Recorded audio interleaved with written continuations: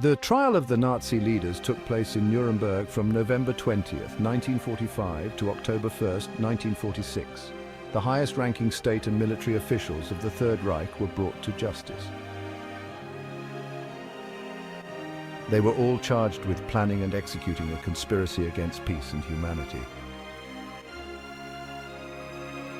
During the trial, there were 403 public court sessions, with 116 witnesses questioned and numerous written testimonies and documentary evidence reviewed. Mostly official documents from German ministries, departments, the general staff, military corporations and banks. Hermann Göring, Reich Marshal and Commander-in-Chief of the German Air Force, was the most significant defendant. He was sentenced to the highest punishment. However, 2 hours before his execution, he took potassium cyanide, which had been smuggled to him with the help of Erich von den Bach. In his farewell note, Göring wrote, "Reich marshals are not hanged, they take their own way out." End of quote. Hans Frank, head of the occupied Polish territories, was appointed Governor-General of occupied Poland after the invasion. He organized the mass extermination of Poland's civilian population. He was sentenced to the highest punishment by hanging, executed on October 16, 1946. His last words on the scaffold were, "I am grateful for the good treatment during my detention, and I ask God to accept me with courage." End of quote. Joachim von Ribbentrop, Foreign Minister of Germany, served as a foreign policy advisor. His last words on the scaffold were, "God save Germany. God be merciful to my soul. My last wish is that Germany regains unity. That understanding between East and West leads to peace on earth." End of quote.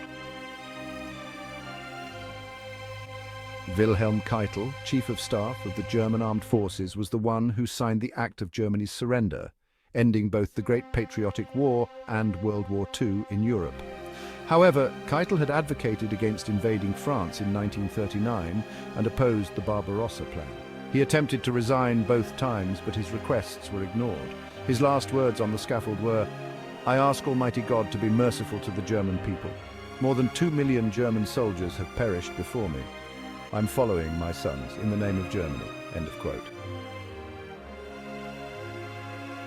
Ernst Kaltenbrunner, head of the Reich Main Security Office of the SS and State Secretary of the Reich Ministry of the Interior, said in his last words, "Farewell Germany." End of quote.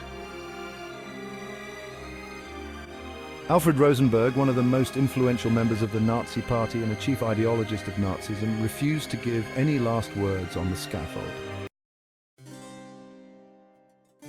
Wilhelm Frick, Reich Minister of the Interior, Reichsleiter and a close friend of Hitler, said his final words on the scaffold, "Long live eternal Germany." End of quote. Julius Streicher, Gauleiter and chief editor of the newspaper Der Stürmer, was charged with several counts under the 4 main charges of the trial. Streicher shouted during his final moments, "I am going to God. One day the Bolsheviks will hang you." He then repeatedly yelled, "Long live the Führer." End of quote. Fritz Zorkel, head of forced deportations in the Reich of Laborers from occupied territories, was sentenced to the highest punishment, primarily for the deportation of foreign workers. His last words were, "I respect American officers and soldiers, but not American justice." End of quote. Arthur Seyss-Inquart, a German state official and Nazi SS Obergruppenführer, ruled occupied Poland and the Netherlands. His final words were, "I hope this execution is the last tragedy of World War II and that it serves as a lesson. Peace and understanding must exist among nations. I believe in Germany." End of quote. This photograph, taken during the Nuremberg trials, perhaps evokes the most revulsion. It depicts laughing criminals, including Hermann Göring and Rudolf Hess. What could have amused those who were responsible for the deaths of millions? The agreement to organize the International Military Tribunal for prosecuting Nazi criminals was signed on August 8, 1945 in London. Besides the British, representatives from the Soviet Union, the USA and France also signed the agreement. A tribunal statute was adopted simultaneously, providing the accused with many rights. One clause of the statute required that all sessions be translated into a language the defendant understood. Due to this clause and the presence of representatives from different countries, organizers had to ensure simultaneous translation into Russian, English, French, and German.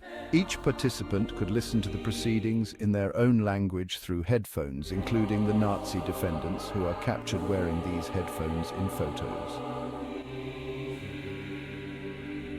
Among the photographs taken during the trials is one that causes particular indignation. It shows Nazi officials, including Goering and Hess, laughing as if unaware of their responsibility for millions of lives lost. This photo was taken while the lawyer for Alfred Rosenberg, one of the chief Nazi ideologists, was speaking.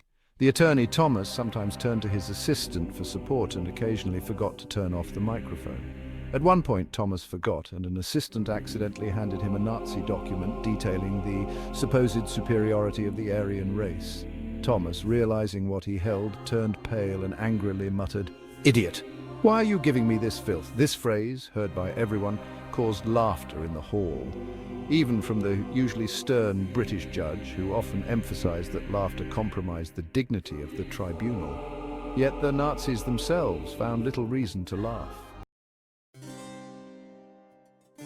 They believed they could escape severe punishment, relying on their lawyers' strategy of delaying proceedings.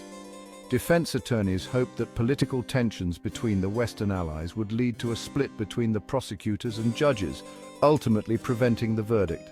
However, as we know, these hopes were ultimately unfulfilled.